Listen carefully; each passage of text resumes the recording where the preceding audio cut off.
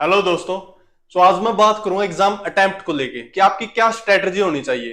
बिल्कुल exam attempt को भी लेके आपको थोड़ी सी प्लानिंग करनी चाहिए, क्योंकि कई बार क्या होता है, हमारी तैयारी अच्छी होती है लेकिन जब हम एग्जाम में बैठते हैं ना, तो कुछ क्वेश्चन हम नर्वसनेस में गलत कर देते हैं, प्रेशर में गलत कर देते हैं, लेकिन जब एग्जाम सेंटर से बाहर आके देखते हैं तो उन क्वेश्चनों को हम ठीक पाते हैं। ठीक है, जैसा कि टीजीटी का एग्जाम है तो उन कैंडिडेट्स के लिए भी ये हेल्पफुल रहेगा। काफी सारे कमेंट भी आए थे इसको लेके कि सर एक ऐसी स्ट्रेटजी बनाइए। ठीक है, तो देखिए जो स्पेशली टीजीटी का एग्जाम उनके लिए भी हेल्पफुल होगा। तो देखिए इसको मैं दो दो चीजों में डिवाइड कर देता हूं। एक वो टाइम जब आप एग्जाम, मैं सारी चीजें डिस्कस करूंगा, ओएमआर सीट से लेके सारी की सारी डिटेल में डिस्कस करूंगा।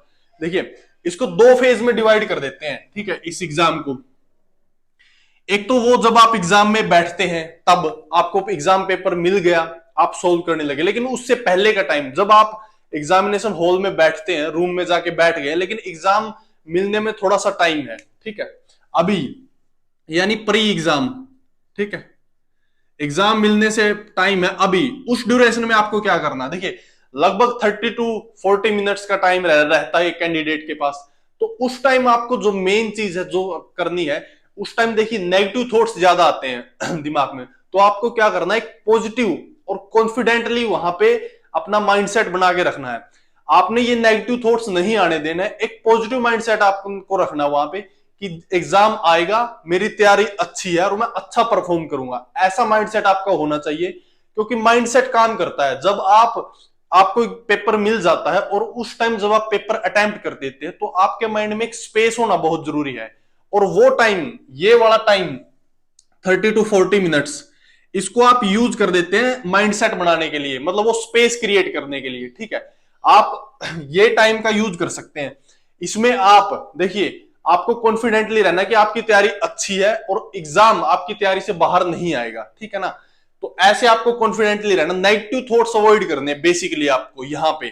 ठीक है, नेगेटिव थॉट्स अवॉइड करने हैं। ठीक है, देखिए एग्जाम से पहले की जो जो भी चीजें हैं, ये एडमिट कार्ड वगैरह, वो सब चीजें नॉर्मल सी चीजें हैं, वो आपको पता होना चाहिए, गाइडलाइंस के थ्रू आप गो थ्रू हो सकते हैं। ठीक है, ये है ड्यूरिंग एग्जाम। ठीक है, ड्यूरिंग एग्जाम देखिए ये तो था वो टाइम, मैंने बता दिया आपको, थोड़ा सा माइंडसेट आपका अच्छा रखना है और बाकी चीजें। ये देखिए जब आपका एग्जाम शुरू हो जाता है, ठीक है, आपको क्वेश्चन पेपर मिल गया, तो हम क्या करते हैं, जो क्वेश्चन पेपर है ना, उसको जब गो थ्रू होंगे हम, जैसे 1 से लेके 100 क्वेश्चन हैं। ठीक है, 100 क्वेश्चन है, तो सबसे पहले हमने एक रीडिंग लगानी है फर्स्ट। ठीक है, हम पेपर को 2 से 3 बार, हम 3 स्टेजों में पेपर को कवर करेंगे। सबसे पहला जो आपको कवर करना है, उसमें आपने सिर्फ वही क्वेश्चन करने जिसपे आप श्योर हैं कि भाई इसका यही आंसर होगा, मैंने ये पढ़ा था क्वेश्चन।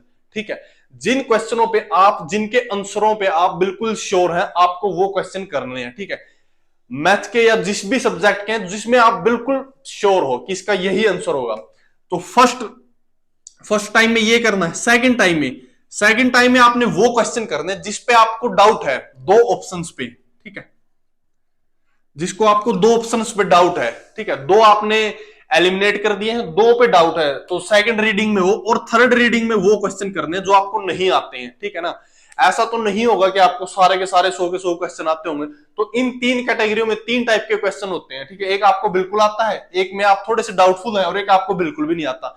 जो क्वेश्चन आपको नहीं आते वो आपने छोड़ देने हैं, स्टार्टिंग पे ही इन पे टाइम स्पेंड नहीं करना है। ठीक है, ये है क्वेश्चन को अटेम्प्ट करने का प्रोसेस। सबसे पहले वही क्वेश्चन जो आपको बिल्कुल एग्जैक्ट आते हैं, 100% श्योर हैं। उसके बाद जो ऑप्शन वाले, भाई दो आंसरों में डाउट है, और उसके बाद वो क्वेश्चन जिन पे आपको बिल्कुल भी नहीं आते, ये और रहेगी आपकी प्रोसेस। ठीक है, इससे आप कर सकते हैं कि आप इन 3 स्टेजेस से फॉलो कर सकते हैं। ठीक है, इसमें क्या होगा, आपका टाइम भी बचेगा और आपका कॉन्फिडेंस भी बिल्ड होगा। यानी कॉन्फिडेंस का क्या मतलब है, जैसे आपने फर्स्ट रीडिंग में अगर आपने जो तीसरा थर्ड टाइप का क्वेश्चन उठा लिया ना, तो आप वहीं पे स्टिक करके रह जाएंगे, और उस वजह से बाकी के क्वेश्चन भी आपके गलत होंगे। ठीक है, तो ऐसे आपको करना, सबसे पहले आसान क्वेश्चन करने जो आपको आते हैं, उसके बाद जो बाकी हार्ड क्वेश्चन है जिसमें थोड़ी सी भी कैलकुलेशन है वो एंड में करने हैं आपको। ठीक है, ये तो था अटेम्प्ट को लेके। उसके बाद है ओएमआर। ठीक है, जो ओएमआर मार्कशीट है उसके अंदर सर्कल को फिल करने के रिगार्डिंग। ठीक है, डार्क सर्कल को, तो देखिए आपको क्या करना है सर्कल फिल करते समय, देखिए ये एक प्रोसेस है, इसमें आपको स्टार्टिंग में फिल नहीं करने हैं। जैसे 1 से लेके 100 क्वेश्चन है, देखिए ये तरीका अलग अलग हो सकता है। जैसे आप एग्जाम देते हैं, मल्टीपल एग्जाम देते हैं, तो आप एक तरीका डेवलप कर लेते हैं खुद से ही। अगर आपने वो डेवलप नहीं किया तो आप थोड़ा सा इससे ओवरव्यू ले सकते हैं, थोड़ा सा आपको हल्का इसका गाइडेंस हो जाएगा। लेकिन आपको अपना ही तरीका अगर आप डेवलप करेंगे तो उसमें और ज्यादा टाइम बचा सकते हैं आप। तो इसमें आपको क्या करना है, देखिए ये एक पेज होता है, ठीक है, जैसे कि ये OMR, ये क्वेश्चन पेपर है, ठीक है, ये क्वेश्चन पेपर है। यहां पे मान लेते हैं 1 to 15 क्वेश्चन है, ठीक है, 16 to 30 क्वेश्चन इस पे है, ठीक है, इस पेज पे है। तो सबसे पहले तो आपको 1 से 100 तक जाना है, ये तीनों स्टेप करने हैं आपको, या फिर 2 स्टेप कर सकते हैं, 2 के बाद आपने OMR सीट फिल करनी है। OMR सीट करने का क्या तरीका, जो मैं करता हूं, मैं क्या करता हूं, 1 से लेके 100 तक क्वेश्चन के आंसर क्वेश्चन पेपर पे ही लगा लिए, उसके बाद 100 के 100 लास्ट में फिल कर दिए। लेकिन आप इससे भी ज्यादा इफेक्टिव तरीका आप ये कर सकते हैं, 1 से 15 तक क्वेश्चन आप उनके आंसर क्वेश्चन पेपर पे लगा लो ऐसे, ठीक है, टिक कर दिए, और उसके बाद उसको OMR 15 तक OMR पे फिल करो। मतलब 15-15 की आपने उसको डिवाइड कर लिया, शिफ्ट बना ली कि भाई 15 क्वेश्चन ये फिल करने हैं, 15 क्वेश्चन ये फिल करने हैं, ठीक है, ऐसे। और इन 15 में से जो आपको नहीं आता उसको छोड़ दो, ठीक है, जिसपे डाउट है उसको छोड़ दो। तो मतलब 1 से 15 तक का आप सेट बना सकते हैं जब भी आप OMR सीट फिल करते हैं, ठीक है। इसमें आपका ये भी नहीं रहेगा, एंड में कई बार क्या आता है कि प्रेशर ज्यादा हो जाता है, टाइम कम रह गया, जल्दी से फिल करते हैं, तो इस चक्कर में 1-2 OMR गलत फिल हो जाता है, ठीक है। जब आप बाहर आके देखते हैं तो मैच करते हैं तो आपको बहुत बड़ा लॉस होता है उसका, आपको लगता है कि यार ये तो बहुत ही माइनर सी मिस्टेक थी जो कर दी है, ठीक है। तो आप ऐसे कर सकते हैं। ये मैंने एग्जाम को अटेम्प्ट करने का तरीका भी बता दिया और OMR फिल करने का तरीका भी बता दिया। आप इनमें से दोनों चीजें फॉलो कर सकते हैं, आपको डेफिनेटली हेल्प मिलेगी, ये काफी इफेक्टिव तरीका है, ठीक है। इसके बाद देखिए आपको क्या करना है, बाकी सारी चीजें है ना, जो रोल नंबर वगैरह, ये तो आप बहुत नॉर्मल सी चीजें हैं, आप ये चीजें अपने आप से फिल कर सकते हैं। ये थी तरीका। इसमें क्या है कि हम कई बार क्या करते हैं, जब भी एग्जाम अटेम्प्ट करते हैं ना, तो कई बार नर्वसनेस ज्यादा हो जाती है, तो वहां पे अपना माइंड नहीं रहता, प्रेजेंस ऑफ माइंड नहीं रहती। तो आपको मेन चीज इसका क्या है, इस मेथड का, कि प्रेजेंस ऑफ माइंड बनी रही आपकी। कई बार आपको ये लगता आप अपनी लॉजिकल आपकी कॉमन सेंस से कई क्वेश्चन ठीक कर देते हैं, ठीक है। जैसे कुछ क्वेश्चन है जिसका हमको आंसर नहीं पता है, ठीक है, लेकिन जब वहां पे हम कॉमन सेंस लगाते हैं, जो आपकी कॉमन सेंस ज्यादा जिस ऑप्शन की तरफ जा रही है ना, आपको वही लगाना है, ठीक है।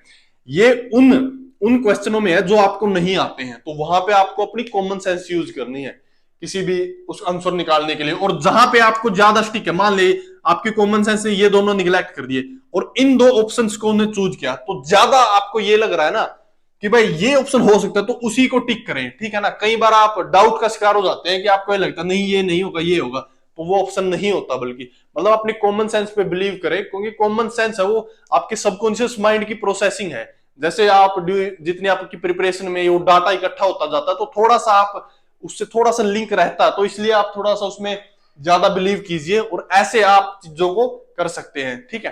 तो ये 3 टाइप के क्वेश्चन आपको देखने को मिलेंगे, उनको ऐसे ही अटेम्प्ट करोगे तो काफी इफेक्टिव रहने वाला है। और उससे पहले, ये तो हुई एग्जाम के ड्यूरेशन में या फिर एग्जाम के दिन की बात। अगर एग्जाम के दिन से पहले की बात करूं, जैसे अभी जो CET मेंस है उसके लिए काफी टाइम है, तो उन कैंडिडेट्स की बात करूं तो आप मॉक टेस्ट पे ज्यादा एम्फेसाइज कीजिए। मॉक टेस्ट पे थोड़ा सा एम्फेसाइज करो, वीक में 1 मॉक टेस्ट दोगे तो आपका वो प्रेशर है वो उसको हैंडल करने की कैपेसिटी बिल्ड हो जाएगी, ठीक है।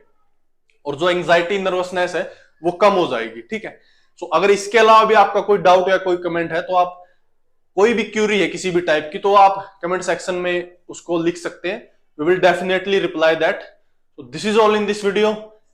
Thanks for watching and keep learning.